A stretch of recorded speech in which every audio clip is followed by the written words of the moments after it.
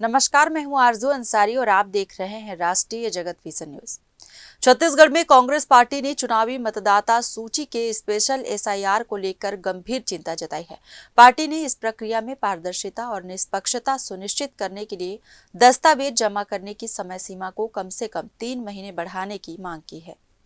कांग्रेस की SIR monitoring committee के संयोजक और पूर्व मंत्री मोहन मरकाम, सह संयोजक धर्मेंद्र साहू और पूर्व गृह मंत्री ताम्रध्वज साहू ने निर्वाचन आयोग से मुलाकात की। उन्होंने आग्रह किया कि मतदाता सूची संशोधन प्रक्रिया पूरी तरह स्वतंत्र और निष्पक्ष तरीके से पूरी की जाए।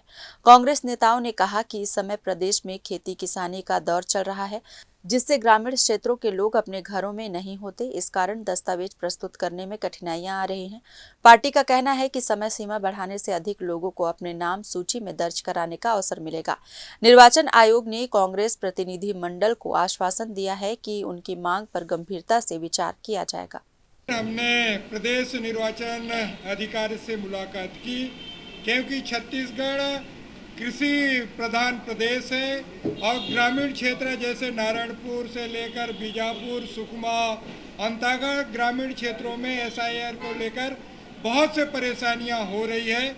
उसी को लेकर आज हमने निर्वाचन अधिकारी से मुलाकात की और हमने मांग की है 3 महीना कम से कम एसआईआर का समय बढ़ाया जाए, ताकि कोई भी व्यक्ति का नाम ना छूटे। अगर नाम छूटेगा तो शासन की योजनाओं का लाभ, चाहे राशन कार्ड हो, चाहे प्रधानमंत्री आवास हो, कई शासन की योजनाओं का लाभ नहीं मिल पाएगा। एसआईआर चल रहा है प्रदेश में, उसको लेकर कांग्रेस पार्टी गंभीर है और आने वाले समय में बहुत जल्द हम जिलों को निर्देशित कर दिए, ब्लॉक स्तर में प्रभारी बनाए गए हैं, वो बैठकें लेना शुरू कर दिए हैं अभी।